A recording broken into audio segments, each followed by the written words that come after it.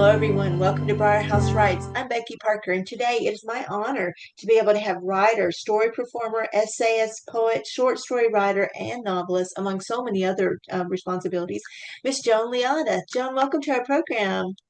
Oh, thank you for having me, Becky. This is a great honor for me. I really appreciate being one of your interviewees. So, Well, Joan, I remember you from, gosh, back in 2024, we featured you on Briar House Writes as Poet of the Day. Um, oh, that's right. and just so honored that you came today. But tell us a little bit about yourself.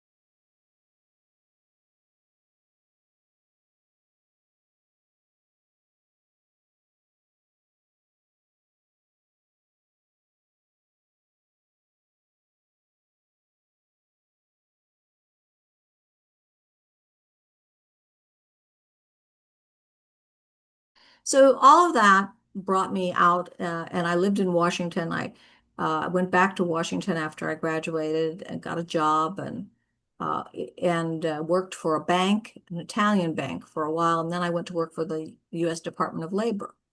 And then I met my husband, and when I was older, and he's probably the only person I'd rather be with than be by myself because and he's the same way. So we and he's Italian American also. We have surprisingly similar backgrounds. And he's from upstate New York though. And Oh, so wonderful, beautiful place, beautiful family. He's Sicilian. So then I continued to work because after all my mother had, but then when our children were born and my husband and I both had good jobs, we had been careful to buy a house only on one salary, not considering both our salaries. And he was very much in favor when I decided that in fact, he had suggested it really, when I decided I wanted to stay home with our daughter. I didn't want to go back to the office. And the office was not okay with that because they wanted me to stay. So I actually became the first remote worker, one of the first. But at that time, there was no internet. So they had to send a messenger with my work. And then I would send, the messenger would go back and my secretary would type it. So I was an analyst in the labor department. So it was a fun time. But then when I got pregnant with our son, I had a very difficult pregnancy and I realized I couldn't continue that. And so I resigned. And then when they were a little older, the children, I went to a program. I started to write actually for local newspapers. I went back to my original thing of newspapers and I began to write stories, interviews, and stories about places to take your children. And I finagled a column for what was called the journal newspapers. And it went all around the Beltway, 6 different counties. And my column appeared on where you could take your kids to have a fun time in somewhere in the well, we call it the DMV, and we don't mean the Department of Motor Vehicles. It's the District, Maryland, and Virginia. So okay. we call it around here. So the fun thing would be at church when somebody would come up to me and say, Joan, I just read this article on places to take our kids. Do you want to go with me next Saturday? And I said, gee, I'd like to, but we were just there because I wrote that article. Oh, you did? So, there was my name on it, but people don't really, unless you're an avid writer yourself, you don't always necessarily notice who writes those things. But I always did. And I wrote for the Washington Post too. And in fact, I really enjoyed some of my best pieces were for John Kelly, the editor of a section of the Washington Post. But anyway, I did that, and I also did a lot of business writing since my degree is in economics and international relations. And then I took the kids to see a storyteller in Wolf Trap Performing Arts Park.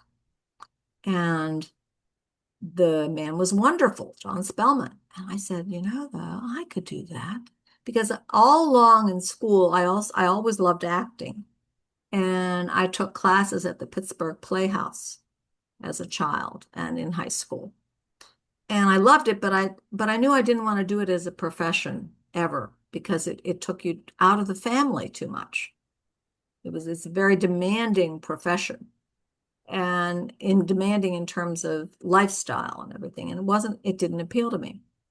So I took a class at the Kennedy Center on how to tell stories to children for pay.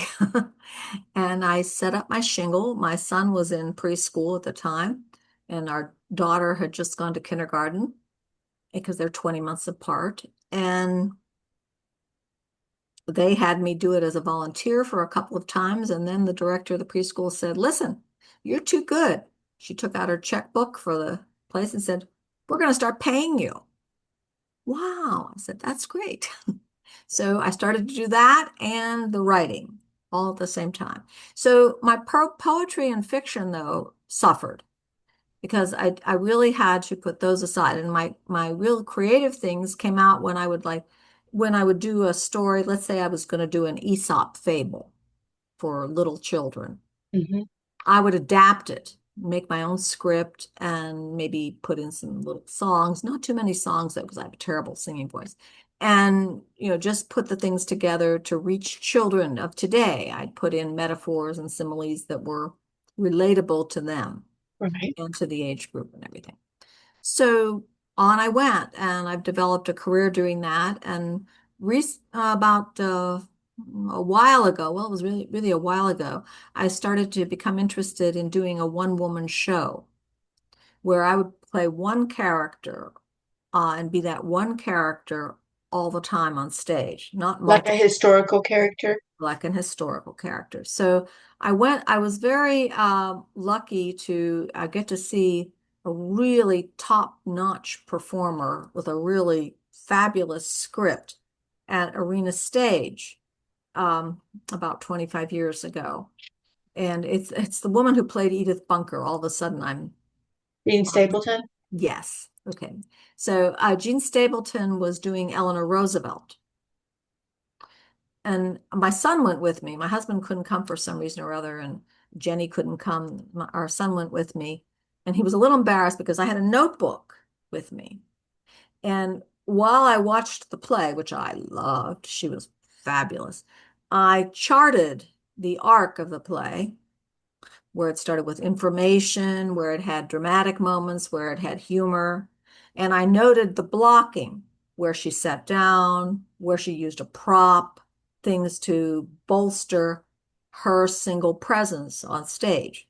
Hmm. But the main part of it, where you had to command the entire stage, I was already doing as a story performer when I told stories, and I'm all the characters when I perform a story. When I do a story about the bear meeting other little animals, I'm the bear and I'm all the other little animals. Right. So I'm directing and acting myself already all the time for 15, 16 years when I decided to take this new venture. And I love historical research, so that was no problem. So I began to do that, and I developed a program about Civil War nurses. And I didn't base it on any particular person, just did a lot of research and so on. And I petitioned the National Storytelling Conference to present it in their fringe. They were having their conference in Pittsburgh. So, hey, no brainer there. I was going to go to that one. And so I tried to perform in the fringe. But that same year, our son was hit by a car on Virginia Tech's campus, and he died. And so, in this program where I'm talking about a woman dealing with death of young men all around her, and in the program, in the script, she gets a letter from her own son, who is also serving in the army. And many of the women nurses were mothers or wives of men serving in the army. And my person, of course, was a northerner because I couldn't take the other side. But the two people she was caring for was one was a person in the Army of the uh, of, of Potomac, and the other was a Army of Virginia person. So I couldn't really have her son be injured or die. The script was stronger the other way, but I couldn't do it. Mm. And in fact, I put that, even though it got a lot of good comments and everything, I put that script aside and did not perform it again. Because it was too close to home. Was too close to what had happened. So, in fact, that summer I had a contract with Fairfax County Libraries to something I had been wanting I'd been working toward to perform in each and every of the 20, I think there were 20 at the time, libraries in their summer program. And my original program was worked out with a little arc. You're dealing with elementary, where I give a kind of a fun story and then a sort of a more quiet, serious story, and then a funny story. Mhm. And I did that program for the first one, and it kind of fell flat. And I knew why. It was because I was too emotionally wrought, and that didn't. So I switched the program up so that all three stories were funny. And for the other 19 libraries, I was able to perform because I was bathed in the laughter of children every time I took the stage. And that was really helpful and healing to me. And I knew my son would have really liked it because he liked the funny stories best. And our daughter, she was just glad she didn't have to go with me. She had a job for the summer. She was in college by that time. And well, Joe was in college, obviously. He died, but she had just graduated college. She started work then right after that. But anyway, uh, so that's my story, and that brings you to the point where my husband, when he retired, wanted to go to North Carolina. So I had to leave my storytelling and writing practice and go to North Carolina and start all over again.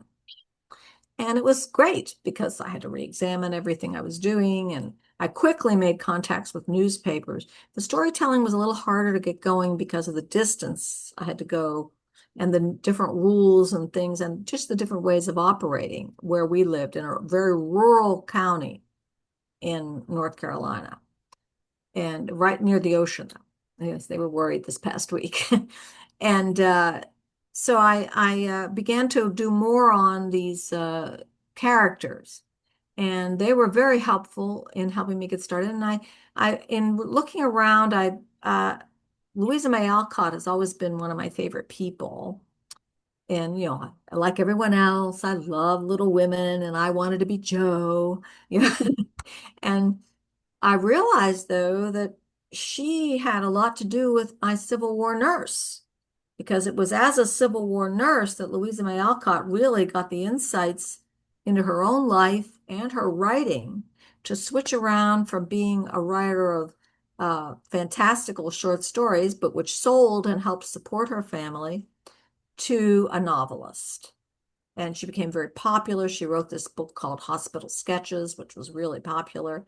And then after the war, a publisher asked her to write a book for girls. They wanted something to compete with the Horatio Alger for boys. They wanted people to buy a book for girls for their daughters as well.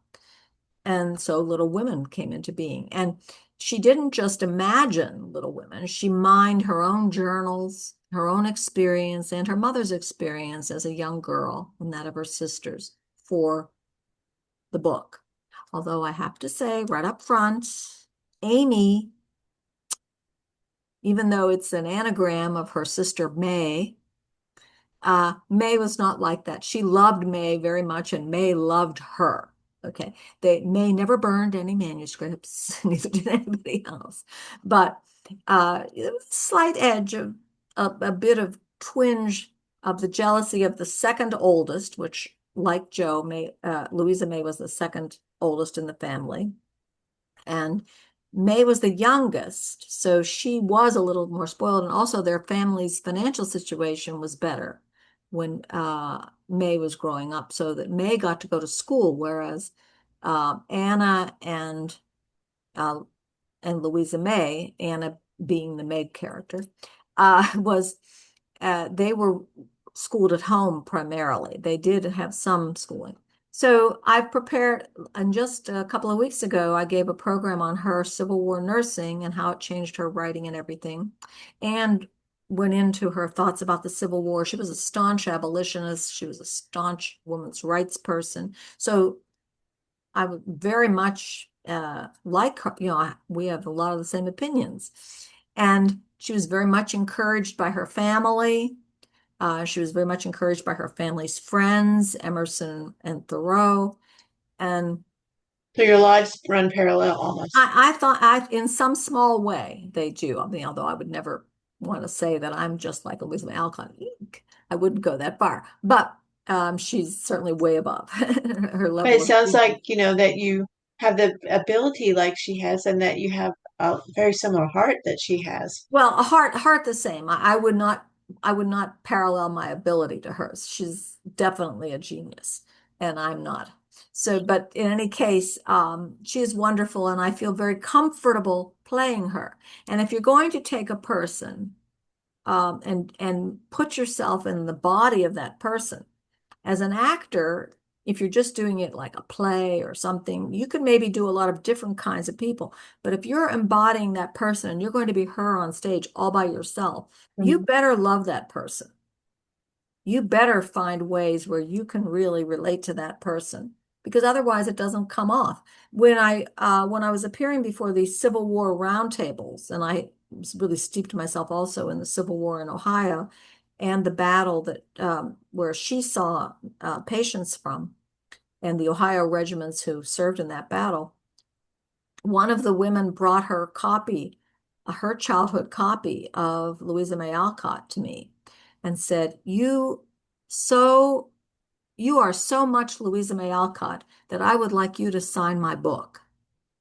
And Wow. I was so taken aback. And I said, Jerry, thank you so much. I said, but I can't just sign as Louisa May Alcott because, hello, I'm not her. But so I signed Joan Leotta as Louisa May Alcott and I put the date.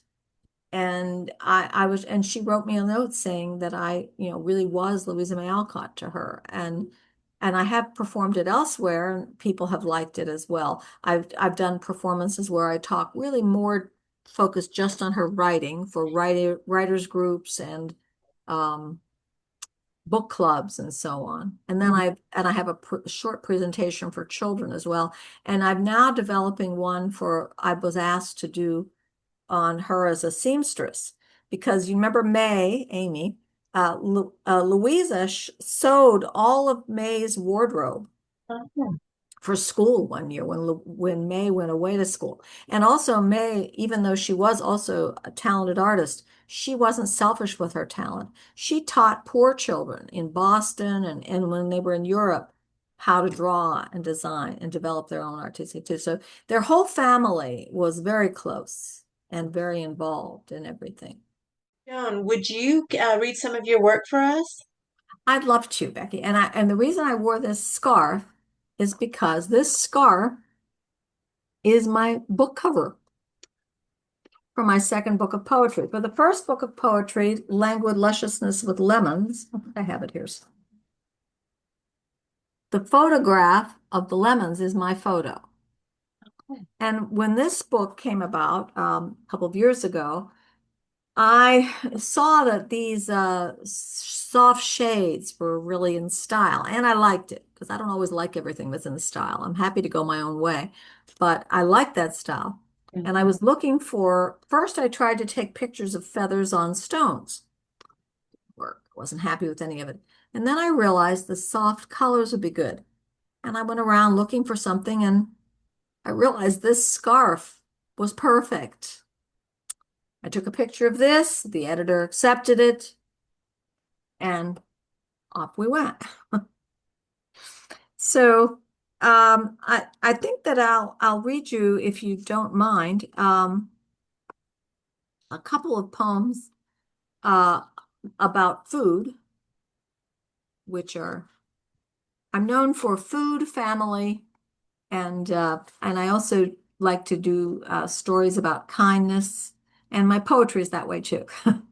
So here's one. This one's called Cold Carrot Curry. Remnants of last night's curry, our weekly vegetarian meal, sit in the square glass bowl on the bottom shelf of our refrigerator. I lift the silicone preserver, sniffing and inspecting swirls of brown cumin and ginger playing about the edges of carrot discs and chickpeas. Congealed bright yellow oil and circles too frames those carrot discs, envelops the chickpeas. Aroma of ginger tempts my hunger and I pull it out. Reheat or microwave? Traditional or modern solution for this ancient recipe? Yet that congealed fat calls to my half piece of naan like a rich butter. In current form, the bowl is a paisley symphony, an edible silk scarf. Instead of heating to rejoin the flavors, my naan scoops a portion to my tongue where taste buds and my psyche revel in each aspect of yesterday's glory, bringing separate flavors, textures together with the heat of my mouth. Sighing, I find this cold version superior even to last night's warm delight. I reach for a glass of pomegranate juice to toast my discovery that Carrot curry is a dish best served cold. Let's see. Um, Maybe something about my dad or something about Pittsburgh, something about my daughter. Let's see here. Okay. First, we'll go to my daughter. This is about the supermoon of 2016. Just days after my birth in January 1948, they tell me supermoon slipped through my bedroom window to bless my sleeping baby cheeks with his soft silver kiss. So when he returned in 2016 in full close glory, I watched for him through my kitchen window. Now a woman, I hoped for some lunar recognition from that one that blessed me, or at least to glimpse that rare beauty. Rain and clouds barred me from meeting moon. Sunday, Monday. Even Tuesday morn and eve, fog denied me moon sighting joy. Tuesday morn, I complained by phone to my daughter Jenny, who commiserated. Fog had blocked her from moon sighting too, miles away in Washington. On Tuesday night, however, driving to a meeting, fog cleared for her. Jenny spied the moon. She stopped, snapped, emailed 2 photos to me.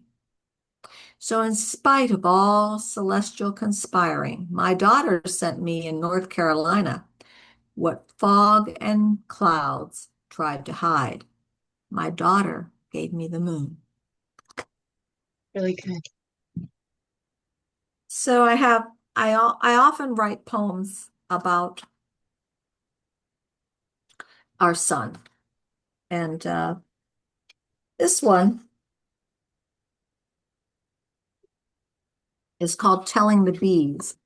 And I don't know if you're aware of the tradition. I learned about it actually in a TV show, a good source for information to follow up and make sure it's accurate.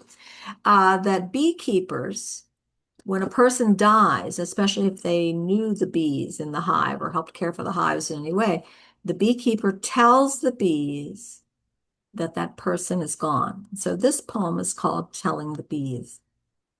Dear little creatures, as I look out the window today, I send these thoughts to you. May you be blessed on this, his day, his birthday. I have no hive to shroud in mourning cloth, so I pour honey on my toast, libation to our connection. Take my love to him, my sweet boy. On the day he was born, this day 37 years ago, I could not taste honey. No food allowed before cesareans. I tasted of his sweetness when I kissed his soft baby cheek after they placed him on me, newly taken from my womb.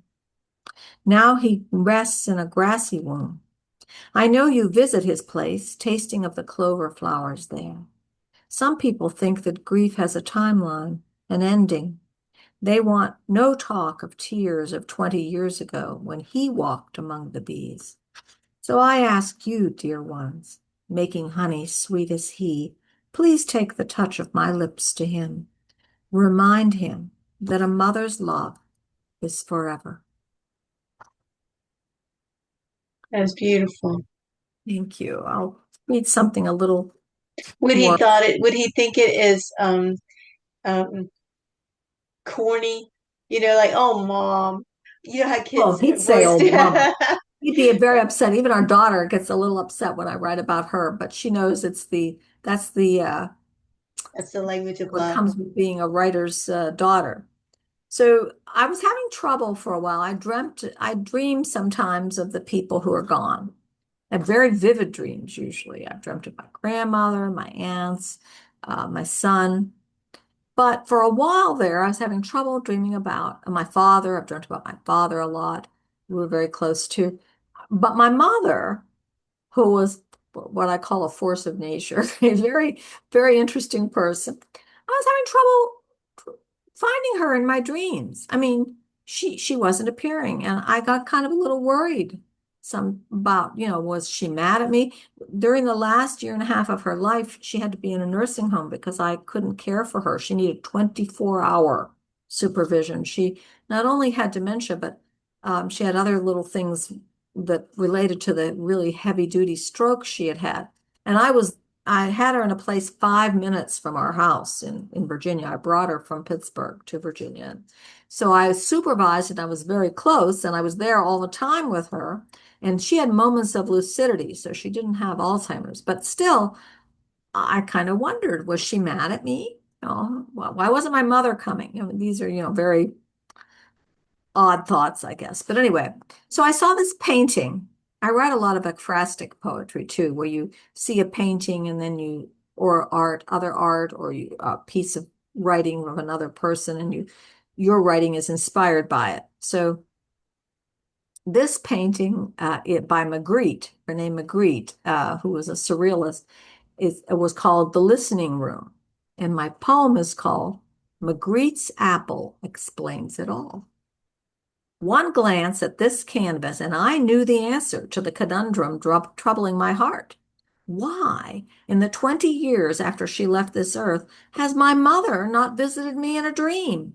Dreams. Those moments when the conscious mind relaxes, when life's everyday reality joins with matter deep inside, bridging that line between the known and mystery.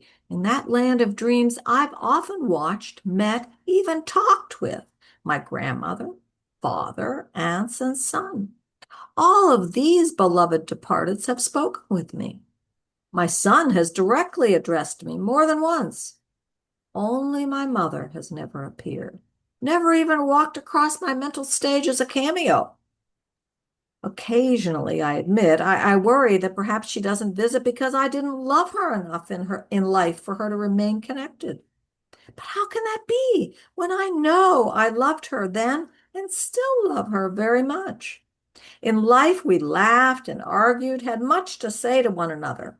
I wear her jewelry, cook her recipes, chuckle over her sayings. Regularly, even though it's been 20 years, when I open the drawers of her wooden vanity, aroma of youth dew wafts up to meet me. Now Magritte has helped me understand. My mother does not need to wait for night for dreams to return. She fills my days in many ways. She does not come to me in dreams because she's never really left my waking moments. She fills the room of my consciousness, my crisp green apple of a mother, larger than life, even in death. So I didn't describe that painting to you, what it actually looks like on purpose. I wanted to wait till the poem was done because that's what the poem is. It's a classroom and there's this giant green apple, bigger than everything, like pushing the desks aside, everything. And as soon as I saw it, I said, "That's my mom. She's that apple." I love that. You know, she would too. She would absolutely love She that. would have. She would be very happy. And she wore youth dew all the time. And even still, it's even longer now since I wrote this poem. And my daughter's the one actually who owns the vanity. And now, when you open a couple of those drawers where she kept her youth dew stored, you can still smell it. Whoa. Permeated the wood. I bet it smells amazing. It is nice. Yeah. Fortunately, she didn't like it. Estee Lauder is a good perfume. So. But anyway, so that's what I had picked out to read to you. I do have some about my father and all kinds of other things, but I thought that might be enough for a start. John, tell me about what you think the literary world will look like in 50 years. You know, when we first started our conversation, we talked about what it was like back then, and what is it like now? And then what will it be in the future? Like, what will you think it'll be? Well, it really all depends on us, on the artists. And I was just in a meeting yesterday. Unfortunately, I couldn't stay for the whole thing, but it was a wonderful meeting that I try to attend every Monday of storytellers, story performers, and poets are there too, actually. And we were talking about that very same thing. What is it going to be like? How are we going to prepare? We have to be flexible. We have all this wonderful new technology. Look, you're in your house and I'm in my house. Neither one of us had to drive anywhere. But what are we doing to encourage the future of arts? Right. And right now we're entering a period in the United States where there's even less money than there ever has been for the arts. So what are we doing? I give some classes and sponsor talks that I don't charge for. I'm still a member of the North Carolina Writers Network. I'm still the representative, one of their representatives. And I sponsor these meetings where I encourage others to write. And that's part of what I do. And as a story performer, I'm just getting resettled back in to the Northern Virginia area. And I belong to a group where there's a wonderful young woman that a wonderful young woman runs called Better Said, It's Better in the Telling, and better said than done. And she she does a lot of free lectures on how to become a storyteller and so on. And I think I'm going to do them in this part of Fairfax County. Fairfax County is huge. And so I'm going to ask her if that's okay with her Mhm. before I start to do it, since she really kind of has it now. And but it's not just performing, but helping others to raise their skills and encouraging them to go on. And that's really where it is. We have to be willing to put ourselves in the path of the next generation and to encourage the next generation to express themselves.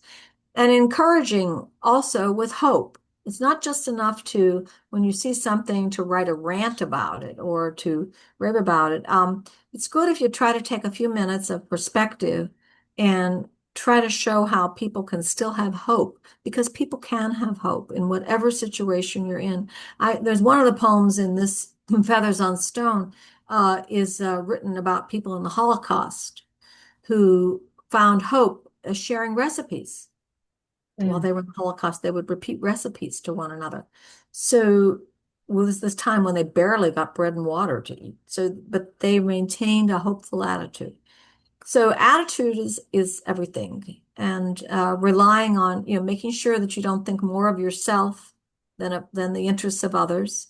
Always looking to the interests of others before yourself. So those are things I try to do. I'm not always successful, but there are things I try to do with the time I have left. I don't have as much energy as I did when I was young. It's just not that there's anything wrong with me. I'm very blessed with reasonably good health, but I'm old. I'm No, you're not. 77. Oh, I'm 77. And I'm letting my hair go gray, but I wear a wig for Louisa May Alcott, don't worry. And The poet but laureate for Missouri, David L. Harrison, is 87. And oh, there you he go. goes and goes and goes and goes and goes. He's like the Energizer Bunny. Yeah. I just think age is a number, but it's how you feel and what your dreams are, your visions, and how you're impacting the world. I think that's awesome, Joan. But Joan, tell us about where one can find your work, and in particular your storytelling. I'm very fascinated by that. Well, Facebook. I hate to say, because I have to admit by saying that I don't have a website. Oh no, I know. I'm a it's terrible okay. marketer. I'm a terrible marketer. I used to have a website with WordPress, and I just never maintained it. And I'm just really terrible. I may resurrect it. I keep saying I'm going to, but some other project always captures my energy. And so I really, but if you look on Facebook, and then I also have a monthly newsletter, which I'm happy to send out. I just started that, and I found that that's a very good way. It's called Encouraging Words for Pen and Performance. So I talk about the classes and everything and the seminars that I'm doing for writing as a part of the North Carolina Writers Network. And then I also talk about performance opportunities and things that I'm doing. And if I've attended anything or found something new on the web that is a good source of information for people in either of those works, because most of the people on my list are writers. Not, I don't have that many storytellers on the list, but I try to, have things for both of them. And I still do some writing for free for a local Well, it's not local anymore. It's for a senior citizen paper. I write food articles. But also, our watchers can look on YouTube and you can see Yes. several interviews that Joan Leotta has done with regarding her craft. And you can also find pieces of Louisa May Alcott on YouTube. Someone is putting them up from the Ohio group. And and you can see some of my others. And you can listen to me on the radio, um, on an Italian radio station called Radio Cavolo, which you can get internationally, telling stories also, and also on a British radio station. They've had me tell stories there. So, but really, if anyone wants my newsletter, they only have to email me and I'll put them on my newsletter list. And then they can keep up with not only things about me, but things about the writing world and the performing world in general. and Joan, I what is that email address again? So we have it. certainly. It's Joan Leotta, JoanLeotta at gmail.com. And I'm happy to add anyone to my list. And then if they don't like it, they just tell me they don't want it anymore. But No obligations. I think they'll love it. Well, Joan, thank you so much for taking your valuable time to spend with us today at Briar House Writes. Oh, thank you, Becky. You're wonderful. I appreciate all you do for writers.